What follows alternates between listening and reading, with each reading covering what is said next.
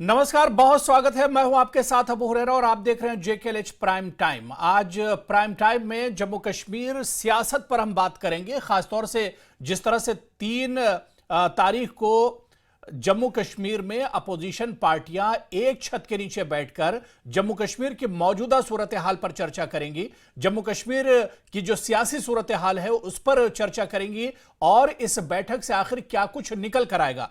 लेकिन सबसे बड़ा सवाल यह कि अपोजिशन इससे पहले भी एकजुट होता रहा है, अपोजिशन इससे पहले भी इत्तेहाद की बात करता रहा है, एकता की बात करता रहा है, लेकिन क्या यह अपोजिशन पार्टियों की मजबूरी है या फिर यह एक तरह से अपोजिशन की जरूरत है? आज इसी को हम जेकेएलएच प्राइम टाइम में समझने की कोशिश करेंगे। सभी अपोजिशन लीडर्स की मीटिंग तलब की गई है।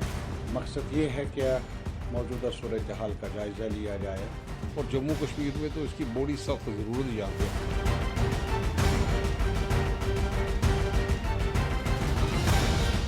2014 में भी आप लोगों ने यही किया, 2019 में भी आप लोगों ने किया, तब भी आपको हार है।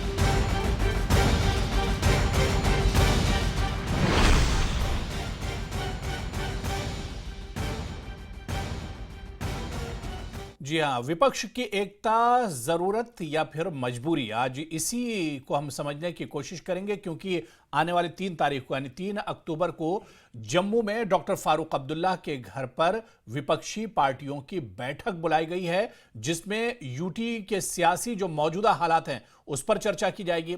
अभी जिस तरह से खबर गश्त कर रही है कि यूएलबी और पंचायत के जो चुनाव हैं वो शायद स्थगित कर दिए जाएं, आगे बढ़ा दिए जाएं, लोकसभा के चुनाव से पहले कोई दूसरे चुनाव यूटी में नहीं होंगे, तो ऐसे में सियासी पार्टियों के मन में आखिर क्या कुछ चल रहा है, इसी पर एक तरह से बातचीत अपोजिशन पार्टियां करेंगी। जम्मू कश्मीर में विपक्षी दलों ने विधानसभा, यूएलबी और पंचायत चुनाव कराने में देरी को लेकर बीजेपी और उसके नेतृत्व वाली केंद्र सरकार पर हमले तेज कर दिए हैं।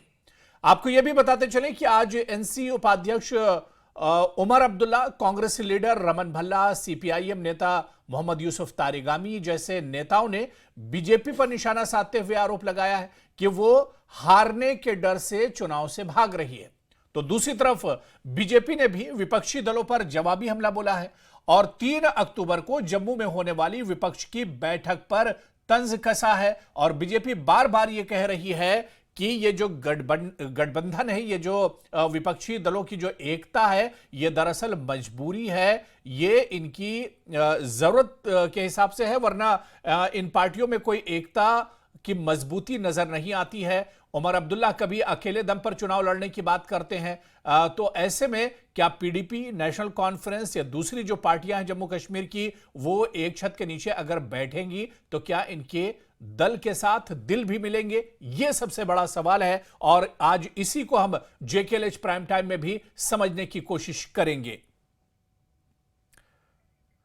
तो कुछ खास मेहमान भी हमारे साथ इस पर जुड़ेंगे, लेकिन सबसे अहम सवाल यही है कि बीजेपी ने कहा है कि जो विपक्षी दल हैं वो दरअसल उनकी निराशा है। ये जो बैठक होने जा रही है, ये विपक्षी दलों में एक डर और खौफ है और ये विपक्षी दल दरअसल अलग अलग खड़े हुए हैं। इन्हें जोड़ने की बात तो जरूर चल रही है, लेकिन सच्चाई ये है कि इनके न तो दल मिल रहे हैं और ना ही दिल मिल रहे हैं। तो ऐसे में 3 तारीख की जो बैठक होने वाली जम्मू कश्मीर में अपोजिशन पार्टियों की, इस पर सभी की नजरें एक तरह से टिकी हुई हैं।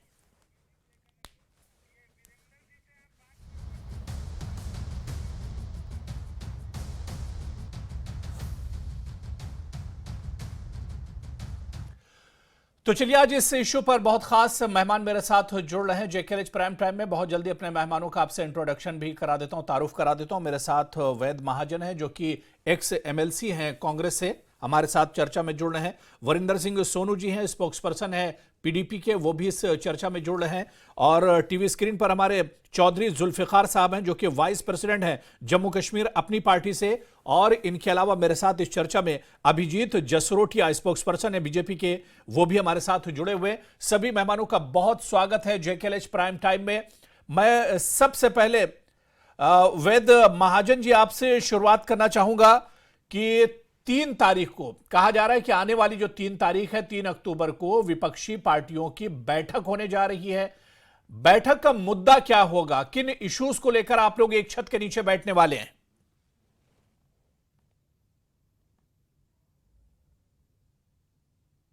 इस समय पॉलिटिकल जी उन हालात के ऊपर चर्चा करेगी जी। और फ्यूचर कोर्स ऑफ एक्शन क्या रहेगा ये सब चीजें उसमें तय करेंगी। क्योंकि जो नजर आता है, जैसे सुनने में भी दिखाई दे रहा है कि पंचायतों की और लोकल बॉडीज के इलेक्शन पोस्टपोन किए जा रहे हैं, उसके रीजंस क्या हैं ये जानने की हम कोशिश करेंगे। क्योंकि मासेस जो है वो इस समय परेशान है, वो डेमोक्रेसी जो है वो खतरे में है। क्योंकि ये कहते थे कि 33,000 हमने वहां पे पंचायतें बना दी, ये कर दिया, लेकिन आज जब मौका है तो ये इलेक्शन क्यों टाले जा रहे हैं? क्योंकि बीजेपी को अपनी समझ आ रही है कि उनकी हालत क्या होने वाली है इन इलेक्शनों में। तो इसलिए हमें ये लगता है कि ये रीजन है जिसकी वजह से बीजेपी जो है इलेक्शनों पे का वो इलेक्शन नहीं करवाना चाहती, और किसी ना कभी सिक्योरिटी का रीजन देके, कभी दूसरे रीजन देके वो इस इलेक्शनों को टाले जा रही है। और ये सब चीजों के ऊपर एक चर्चा होगी जिसके लिए तमाम तो इस बैठक में इन्हीं तमाम चीजों पर चर्चा होगी। वरिंदर सिंह सोनू जी, मेरी आवाज आप तक पहुंच रही है?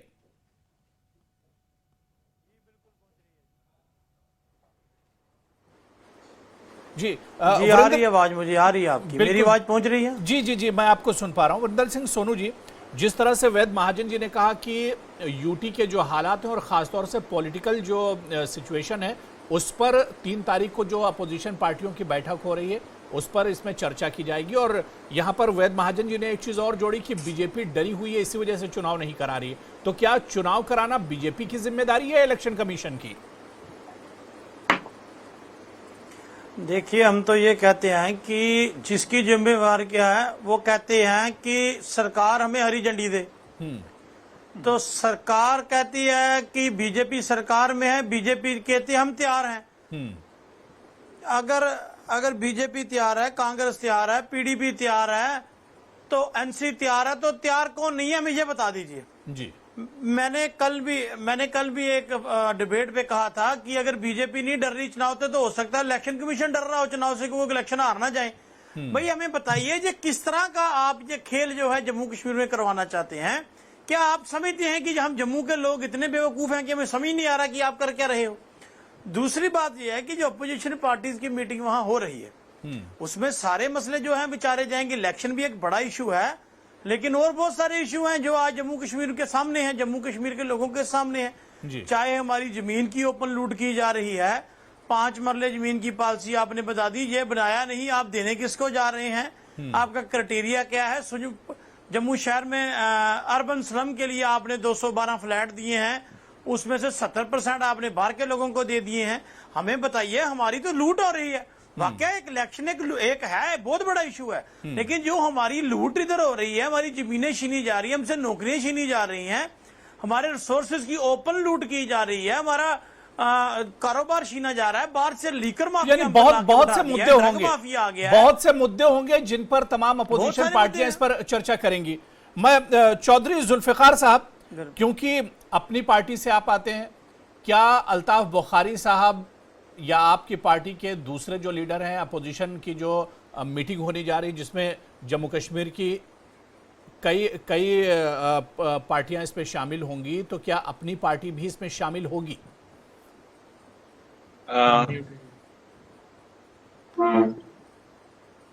थैंक यू आप बात करने के लिए जी। जहाँ तक आपके प्रश्न का तल्लुक है, अभी तक हमारी पार्टी को कोई इन्विटेशन जो है वो अपोजिशन की तरफ से या ऑर्गेनाइजर्स की तरफ से हमें अभी तक कोई इन्विटेशन जो है वो ऑफिशियली कम्युनिकेट जी। और एज एंड व्हेन जब भी अगर वो हमें इनवाइट करेंगे तो हमारी पार्टी की जो हाई कमांड है और जो पार्टी की एक कोर ग्रुप है वो इसको डिसाइड करेगा whether we have to participate in this meeting और नॉट। दूसरी बात रही जहां तक इलेक्शंस की करके, तो ये एक जम्मू कश्मीर के आम नागरिक का सवाल है। हर आदमी जम्मू कश्मीर का जो है वो चुनाव चाहता है, और अगर हम याद करें तो 2014 में जम्मू कश्मीर विधानसभा के चुनाव हुए थे और 2014 से लेके आज तक 9 साल गुजरे।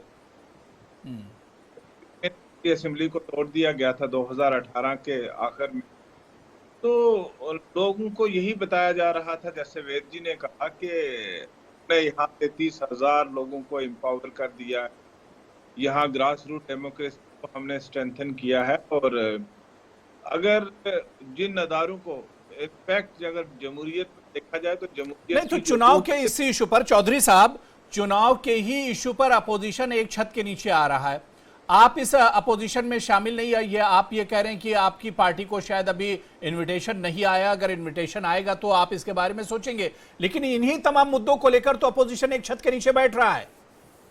देखिए, ये तो ऑर्गेनाइजर्स की रिस्पांसिबिलिटी है कि वो किसको इनवाइट करते हैं और किसको इनवाइट नहीं करते। ये तो this entirely responsibility lies on the organizers. नहीं, इनवाइट किया जाएगा तो आप लोग जाएंगे, अपनी पार्टी इसमें जाएगी अगर इनवाइट किया जाएगा? अगर देखिए, ये तो हम डिसाइड करेंगे ना, अभी तक जब इनविटेशन ही नहीं आया है तो हम इस बात पे कैसे डिसाइड कर पाएंगे? मैं आपको इस प्रश्न का जवाब ही नहीं दे पाऊंगा कि हम जाएंगे या नहीं जाएंगे। ये it depends on the organizers, क्या वो सब हम ख्याल लोगों को लेके चल सकते हैं। देखिए, ये विषय जो है, इशू जम्मू कश्मीर के लोगों की पॉलिटिकल एम्पावरमेंट का इशू है जी, और लोगों की कोई जो भी डेमोक्रेसी में बिलीव करता है वो लोगों की एम्पावरमेंट के इशू पे डिफरेंट हो ही नहीं सकता। हमारी अपनी अपनी आइडियोलॉजीज हो सकती हैं, हर पार्टी की अपनी आइडियोलॉजी हो सकती है, लेकिन हर पार्टी का एक बेसिक जो चीज है डेमोक्रेसी में, जो फेथ इन डेमोक्रेसी है, तो यहाँ लोगों के एम्पावरमेंट का मसला है। जहाँ लोगों के एम्पावरमेंट का मसला है तो we should not shy away to move separate direction. चलिए ठीक है। अभिजीत जसरोटिया जी, मेरी आवाज आप तक पहुंच रही है?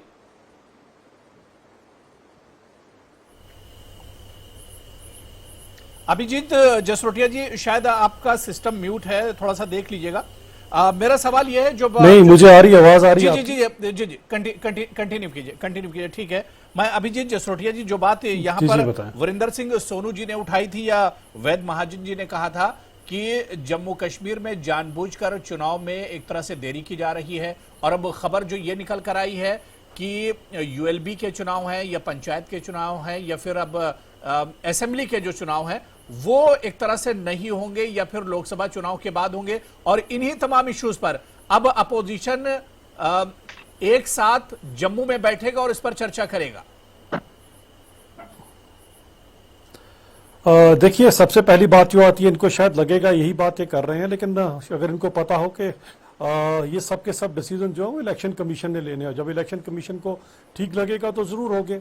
और भारतीय जनता पार्टी को कम से कम इनकी तरह तो चुनावी बटेरे नहीं है जो चुनाव के समय बाहर आ जाएंगे। हमारा कार्यकर्ता तो 24/7/365 आपको हमेशा लोगों के बीच में लोगों की खिदमत करता नजर आएगा, भले वो कोरोना काल हो या सब कुछ हो। अब इनकी जरा आप इलेक्शन की मजबूरी समझिए और इनके तरीके देखिए। जब यहाँ पर हमने 3 टायर सिस्टम को रिस्टोर करने के लिए इनिशिएटिव लिया था, और खासकर 5 अगस्त 2019 के बाद, तो यही तमाम पार्टियां जिन्होंने पहले पंच सरपंच के चुनावों से बायकॉट किया, फिर बीडीसी के चुनावों से बायकॉट किया। इनकी दिक्कत क्या थी? उसके अंदर दिक्कत ये थी कि अगर कोई पंच सरपंच बनकर आगे आ जाता, बीडीसी बनकर आगे आ जाता, कोई गांव से आ जाता, कोई कस्बे से आ जाता, कोई कहां से आ जाता, तो इनकी जो ट्रेडिशनल पॉलिटिक्स, डायनेस्टिकल पॉलिटिक्स, जो परिवारवाद चलता आ रहा है, उसको बहुत बड़ी एक ठेस पहुंचेगी, क्योंकि कोई भी आम इंसान कल मुख्यमंत्री या किसी भी मंत्री की कुर्सी का दावेदार बन जाएगा। इसलिए उन्होंने स्ट्रेटेजिकली उसको इन्होंने बायकॉट किया, जिसका बाद में अभी कई नेशनल कॉन्फ्रेंस वालों को और कई लोगों को पछतावा भी हुआ है। जहां तक रही बात भारतीय जनता पार्टी की, तो जो 3 टायर सिस्टम यहां पर रिस्टोर किया गया और यहां पर वो जो रेस्टोरेशन हुई, उसके अंदर जिस तरह से बढ़ चढ़ के लोगों ने यहां पर पंच सरपंच और इतना बढ़ चढ़कर लोगों ने, मैं ये समझना चाह रहा हूं कि अब कमी कहां पर है, रुकावट कहां पर है? पीडीपी तैयार है, एनसी तैयार है, कांग्रेस तैयार है, बीजेपी भी तैयार है, आप लोग भी तैयार हैं, फिर रुकावट कहां है? चुनाव क्यों नहीं हो रहे हैं? गुप्कार के गलियारों में एक अलायंस बनाया गया था, चंद पार्टियां जिनका आपस में कितना मतभेद रहा और किस तरह से रहा, वो सबकी सब इकट्ठी हो गई। और इनका 1 पॉइंट एजेंडा क्या था? क्या कोई तरक्की का था? 1 पॉइंट एजेंडा किसी और चीज का था। 1 पॉइंट एजेंडा ये था कि भारतीय जनता पार्टी को हम हराएंगे। मेरा सवाल शायद मेरी आवाज आप तक जब नहीं जा रही। चुनावों का समय आया था तब ये एक दूसरे के खिलाफ इन्होंने मेरा सवाल आप नहीं सुन पाए। तो ये सब कंफ्यूज्ड है, इन्हें आज पता नहीं लग रहा हम क्या करें क्या ना करें। चलिए ठीक है, शायद अभिजीत जसरोटिया जी को मेरी आवाज नहीं पहुंच रही, लेकिन उन्होंने अपनी बात पूरी कर ली है। मैं वरिंदर सिंह सोनू जी आपके पास आना चाहूंगा। वरिंदर जी, आप लोग अपोजिशन इकट्ठा होते हैं, आप में गठबंधन भी होता है, अलायंस होता है, सभी पार्टियां एक छत के नीचे बैठेंगी, बहुत अच्छी बात है।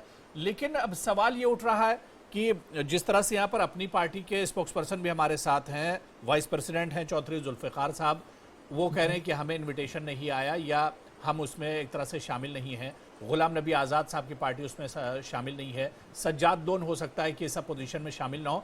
तो फिर इस अपोजिशन के क्या माने निकाले जाएं? जो पार्टियां वहां पर बैठेंगी, कुछ पार्टी होंगी नहीं, कुछ पार्टियां बैठेंगी, तो ये किस तरह का अलायंस है? ये किस तरह की एकता है अपोजिशन की? वरिंदर जी देखिए अबू हुरैरा साहब, सबसे पहले तो मैं आपको मुबारक देता हूं कि आपने पुरानी पीडीपी सारी एक छत के एक स्टूडियो के नीचे इकट्ठे कर दिए। हम जितने भी लोग यहाँ डिबेट कर रहे हैं सब पीडीपी का हिस्सा रहे हैं, तो ये एक बड़ी, मैं कहता हूं, मैं सबसे पहले मैं आपको मुबारक देता हूं। दूसरी बात आपने कही कि अपोजिशन पार्टियों को बुलाया कि नहीं बुलाया। देखिए हवेद महाजन साहब जी ने तो पार्टी बनाई थी, ये बनाने वाले लोगों में जुल्फकार साहब नेता हैं, हमारे मंत्री रहे हैं, जसरोटिया साहब मेरे से पहले स्पोक्स पर्सन रहे हैं हमारी पार्टी में। देखिए मैं ये कहना चाहता हूं कि जो मीटिंग की ऑर्गेनाइजेशन है, सही बात है, उन्होंने देखना है किसको बुलाया। और दूसरी बात यह है कि ये जो इकट्ठे हो रहे हैं वो अपोजिशन के लोग हो रहे हैं। और दूसरी बात की जितनी भी अपोजिशन पार्टियां हैं, हमारा एक ही मकसद है। तो अपोजिशन में कश्मीर में लोग अल्ताफ बुखारी साहब भी हैं, गुलाम नबी आजाद साहब भी हैं, उसमें सज्जाद लोन भी, अपोजिशन में तो सभी पार्टियां। देखिए ऐसे मैं कहता हूं कि हमें लगा नहीं ना कि जिन्होंने ऑर्गेनाइज की होगी, या आज तक जम्मू कश्मीर के लोगों को लगता नहीं है ना कि 3 पार्टियां पोजीशन में हैं, क्योंकि ये तो हमेशा सेंटर की जो बीजेपी की पॉलिसी की कहीं ना कहीं सराहना करती हैं। हम तो right from the first day कहते हैं। दूसरा जो अभी जी जसरोटिया साहब ने एक बात कही है अभी जी, उन्होंने कहा है कि हमने 3 टायर सिस्टम किया। भाई अगर आपने 3 टायर सिस्टम किया तो फिर उसको आगे चलाना क्यों नहीं चाहते? हमें बताइए आपकी मजबूरी क्या है। अगर आपने पंच सरपंच बनाए, पहली बात तो यह है कि आज तक कोई पंच सरपंच चीफ मिनिस्टर नहीं बना। जवाब देता हूं। चीफ मिनिस्टर को नहीं, आप बीच में बोल सकते हैं, मेरी सुन लीजिए।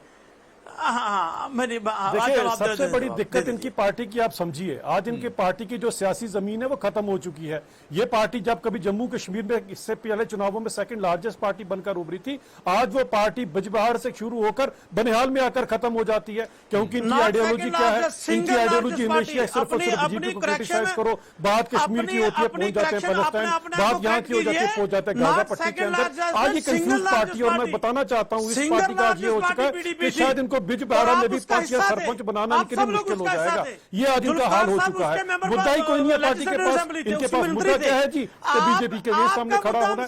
बाकी उन्होंने बड़ी अच्छी बात की, जब भी मेरे डिबेट में मेरे साथ बैठते हैं, आज 5 साल हो गए मुझे वैसे इनके साथ डिबेट करते हुए भारतीय जनता पार्टी की तरफ से। तो इनके पास आ जाके यही होता है कि किसी जमाने में, वो पता नहीं कौन से जमाने में ये हमारे साथ थे, हमारे साथ बीजेपी का आपके साथ गठबंधन था, हमारे साथ आपका। चले वो तो जो हुआ सो हुआ। अब आपके पास जब कोई लफ्ज भी होते तो आप ये बात बोलते हैं, लेकिन एक बड़ी कमिटमेंट के साथ मैं आपको बोलता हूं, ये आप कहीं ना कहीं अपने बचाव के अंदर आप जिस चीज को यूज करते हैं, कमिटमेंट देखिए एक इंसान की, जब वो सही किसी धारा के साथ या सही आइडियोलॉजी के साथ जुड़ता है, तो मैं इनको बताना चाहता हूँ, मैं संघ का भी प्राथमिक शिक्षक हूँ। उसके बाद इनको ये बताना चाहता हूँ कि जीऊंगा मरूंगा तो भारतीय जनता पार्टी में, और जब मरूंगा तो सीने पे तिरंगा और कमल का फूल लेके बढ़ूंगा। इनसे बोलिए ये कमिटमेंट के साथ कोई भी नेता ये बात बोल सकता है? ये कमिटमेंट होती है जब आइडियोलॉजी के साथ जुड़ते हैं, क्योंकि आप सच्चाई का साथ दे रहे हैं, इनकी तरह दोगली नीति के साथ नहीं आप चल रहे हैं। भारत माता के लिए खड़े हैं, देश के लिए खड़े हैं, आम जनता के लिए खड़े हैं। ये पार्टी जिस तरह से आगे जा रही है, आप देखिएगा इन सब लोगों को यहाँ पर गुब्बार अलायंस बनाने, चाहे कोई भी अलायंस बना ले,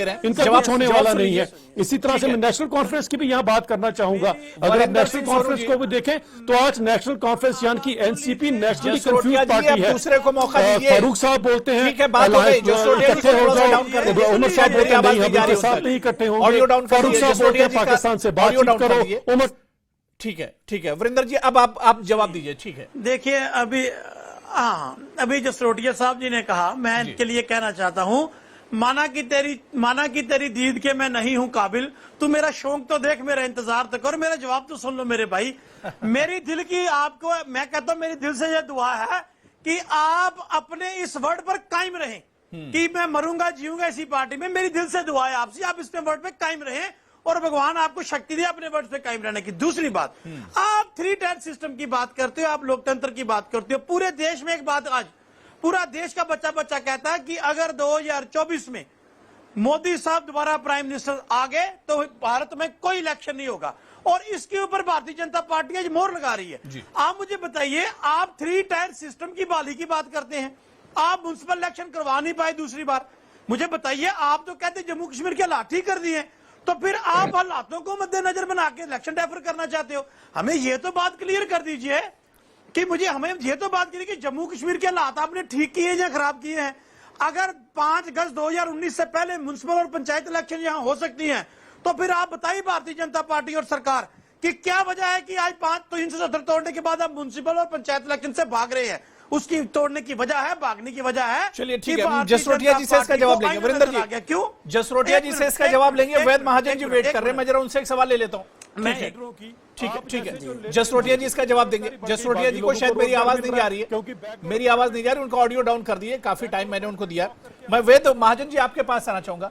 वैद महाजन जी, 3 तारीख को आप लोगों की अपोजिशन पार्टियों की बैठक हो रही है, जिस पर वरिंदर जी ने भी जवाब दिया।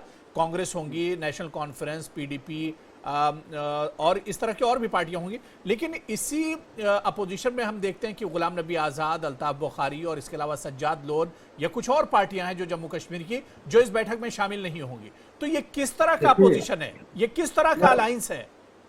देखिए, ये जो मीटिंग होने जा रही है 3 तारीख को जी, इसमें मैं एक बात क्लियर कर दूं कि ये इंडिया अलायंस जो बना है जी, जिसमें 28 पार्टियां हैं और उसके साथ साथ जो लाइक माइंडेड पार्टीज हैं उनको इसमें बुलाया गया है। लेकिन वो पार्टियां जो बीजेपी की बी और सी टीमें हैं उनको इस पार्टी में इस मीटिंग में नहीं बुलाया गया। दुनिया समझती है कि बीजेपी की चौधरी जुल्फिकार साहब मुस्कुरा रहे हैं, चौधरी जुल्फिकार साहब मुस्कुरा रहे हैं। जी नहीं, वो मुस्कुराएं जो मर्जी करें, लेकिन दुनिया आज की डेट में सब समझती जी, सबको समझ आता है कि कौन पार्टी किसके साथ जुड़ी हुई है, कौन आदमी किसके पास नहीं जुड़ी हुई, ये सब चीजें समझ में आती हैं। तो दूसरी बात मैं यही कहना चाहता हूँ कि देखिए, डेमोक्रेसी 2014 में इलेक्शन हुए, उसके बाद आज तक इलेक्शन नहीं हो रही, जबकि इलेक्शन ड्यू है असेंबली के। चलिए, लेकिन चौधरी जुल्फिकार साहब जल्दी से जवाब दीजिए। वैद महाजन जी जो कह रहे हैं, डेमोक्रेसी जो है वो खतरे लाइक में है। माइंडेड, बीजेपी माइंडेड बता रहे हैं अपनी पार्टी को। देखिए, मैं भी उस सरकार में शामिल था और वेद महाजन साहब भी एमएलसी थे और हम बीजेपी के साथ अलायंस में थे, सरकार में थे जी। तो उस वक्त ये भी लाइक माइंडेड ही थे और सब लाइक माइंडेड ही थे। मैं यहाँ तो बात नहीं करना चाहता हूँ क्योंकि यहाँ जो पार्टियां कल इकट्ठी हो रही हैं, जो पार्टियां कहती हैं, मैं अब इश्यू को डिविएट कर दिया है वर्चुअली जी। जो लोग यहाँ पे मीटिंग करने जा रहे हैं वो कभी ना कभी किसी ना किसी मौके पे वो भारतीय जनता पार्टी का हिस्सा रह चुके हैं, भारतीय जनता पार्टी की सरकारों में शामिल रह चुके हैं। और ये कहना गलत होगा क्योंकि यहाँ जो भी जम्मू कश्मीर में पार्टी होगी जिसको जम्मू कश्मीर के लोगों के हितों की बात करनी होगी, उसको मरकजी सरकार के साथ मिलके चलना होगा। हमारी नीति गालियां देख के सियासत करना नहीं है, हमारी नीति एक हम ख्याल तरीके से बात करके मरकज के साथ। कल जसरोटिया जी, मेरी आवाज आ रही है? एक लास्ट कमेंट आपसे लूंगा चलते चलते। मेरी आवाज आ रही है जी? जसरोटिया जी, एक लास्ट कमेंट, क्योंकि अब समय हमारे पास नहीं बचा है, क्योंकि अपोजिशन इकट्ठा हो रहा है और ये अपोजिशन जो एकजुट हो रहा है, अलायंस हो रहा है, ये बीजेपी के खिलाफ है। किस तरह से इसे आप देखते हैं? देखिए, मैं कह रहा हूं चंद अपॉर्चुनिस्टिक लोग जिनको कोई इनके पास मुद्दा नहीं है, कोई इनके पास लोगों की कोई बात नहीं है, इनके पास सिर्फ एक ही बात है, वो क्या है कि हम लोग बीजेपी के अगेंस्ट खड़े होंगे। और मुझे बड़ा दुख हुआ कांग्रेस की बात सुन के, इनको 2016 के बाद जो चुनाव हुआ उनको चुनाव ही नहीं लगते हैं, इनको पंच सरपंच के चुनाव नहीं लगते, इनको बीडीसी डीडीसी के चुनाव नहीं लगते। ये इनके लिए चुनाव वही है जो गांधी परिवार के लिए चुनाव होगा और पीडीपी के लिए जो मुफ्ती परिवार के लिए होगा और जो अब्दुल्ला परिवार के लिए चुनाव होगा, उसको ये चुनाव समझते हैं। जो आम लोगों का 3 टायर सिस्टम का चुनाव हुआ है उसको ये चुनाव नहीं सकते। दुर्भाग्य देखिए, संघ परिवार का नाम क्यों नहीं लेते हो हम उनके खिलाफ। ठीक है, देखिए समय नहीं बचा है, बड़ी अच्छी बातचीत हो रही थी। ठीक है, समय नहीं बचा है। वैद महाजन जी, अब समय मेरे पास नहीं बचा है, बहुत माजरत। बड़ी अच्छी बातचीत हो रही थी, लेकिन अब देखना यह अहम होगा कि 3 तारीख को विपक्ष एक छत के नीचे बैठेगा, क्या कुछ एजेंडा और किन मुद्दों पर इसमें बातचीत होती है और क्या कुछ इस मीटिंग से निकल कर आता है, ये देखना भी बहुत अहम होगा। बहुत बहुत शुक्रिया मेरे साथ जुड़ने के लिए वैद महाजन जी, वरिंदर सिंह सोनू जी, चौधरी जुल्फिकार और अभिजीत जसरोटिया जी, सभी का बहुत बहुत शुक्रिया। तो जेकेएल इस प्राइम टाइम में अभी फिलहाल इतना ही। नमस्कार।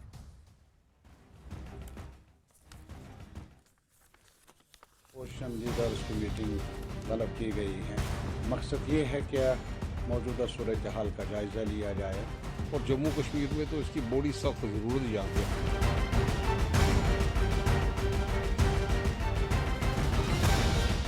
2014 में भी आप लोगों ने यही किया, 2019 में भी आप लोगों ने किया, तब भी आपको हार है।